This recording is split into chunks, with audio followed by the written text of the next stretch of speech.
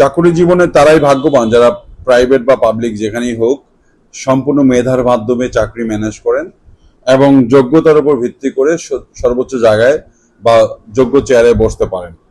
সেই জায়গাটায় আমরা নেহায়েতে বাঙালি বা যারাই আমরা আছি আমাদের সংখ্যা হাতে গোনা হয়তো হবে যারা ওইভাবে সঠিক মূল্যায়ন বা মেধার জায়গায় স্বাক্ষর রাখতে পেরেছেন বা সুযোগ পেয়েছেন।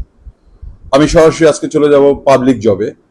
পাবলিক জবের একটা বড় সুযোগ রয়েছে দেশপ্রেম বা দেশের সরাসরি সেবা করা বা নিজেকে দেশের সূর্য সন্তানদের কাতারে নিজের নাম লেখার। দুঃখজনক বিষয় কি আজকে আমার এক ছাত্র খুব কষ্ট নিয়ে বললেন যে স্যার আমি এরকম একটা জায়গায় চাকরি করি যেখানে আমি চাইলেও সৎ থাকতে পারছি না। এটা পাবলিক সার্ভিসে আছে, পাবলিক জবে আছে। আমি বললাম কেন? বলতে স্যার এখানে শতভাগ মানুষ দুর্নীতির সাথে জড়িত। আমার খুব আফসোস লাগলো, ওর দিকে তাকায় থাকলাম মিনিট খানেক, পরে বললাম তারপরে চেষ্টা করো নিজেকে, কারণ আলটিমেটলি তোমার 70 বছরের জীবন বা বড় জোর 80 বছরের জীবন, এই জীবনে তুমি চলে যাওয়ার পরে তোমার এই সম্পদ ব্যাংকে থাকবে বা তোমার ওয়ারিশগণের কাছে থাকবে, কিন্তু তোমার কর্মের ফলটা কিন্তু তোমার সাথে যাবে। আমি আমার মতো করে যেহেতু ছাত্র জ্ঞান দিলাম, কিছুক্ষণ পরে চলে গেল। ও যাওয়ার পর অনেকক্ষণ ভাবলাম যে কথাগুলো কি বলে গেল। বলো স্যার দেশের সম্পদগুলো পাচার করা হচ্ছে পাইপ দিয়ে। বলো 16 কিলোমিটার পাইপও আছে যেখান থেকে পাচার করা হচ্ছে এবং A to Z সবাই এটার সাথে জড়িত। এটা কি তাহলে একটা পাইপ দিয়ে যদি আপনার সম্পদ বিক্রি করেন বা চুরি করেন, সোজা কথা, সেটা কি দেশের মানে যারা এটার সাথে জড়িত তারা কেউ জানেন? অবশ্যই জানেন, কিন্তু জেনেও না জানার বিষয়গুলো থাকে।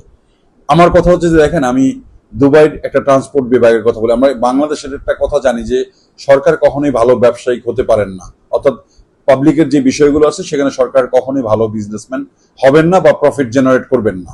কিন্তু দেখেন দুবাইতে আমি একটা শুধু কথা, ছোট্ট কথা বলি, পাবলিক সার্ভিস অর্থাৎ ট্রান্সপোর্টটা গভর্নমেন্টের হাতে। ওখানে প্রাইভেট কোনো বিষয় নাই, ওখানে অমুক পরিষদ, অমুক লীগ, অমুক দল, ওইরকম বিষয়গুলো নাই।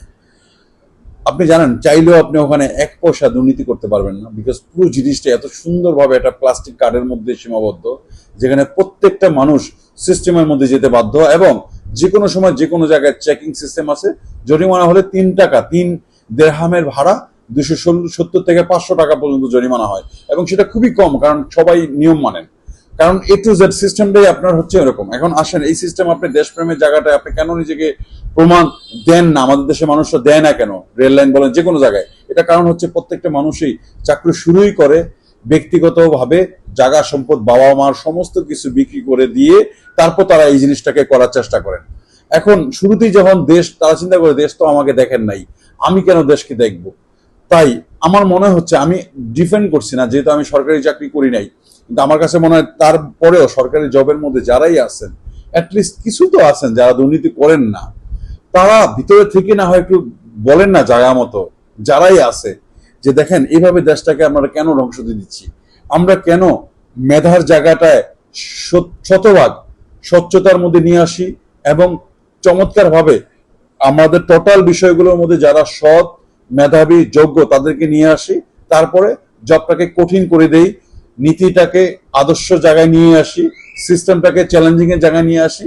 তাহলে এমনিতেই দেখবেন যারা সত্যিকার অর্থে পাবলিক সার্ভিস বা দেশপ্রেম বা জনগণের সেবা করতে চান তারাই পাবলিক জবে যাবেন, আদারওয়াইজ কেউ পাবলিক জবে যাবেন না। কারণ আমরা জানি পৃথিবীর অনেক দেশে আছেন যেখানে সাধারণত পাবলিক জবে কেউ যেতে চান না, কারণ হচ্ছে পয়সা কম, কঠিন নিয়ম এবং শৃঙ্খলাবোধ অনেক বেশি, এই বিষয়গুলোকে খেয়াল রাখা হয়।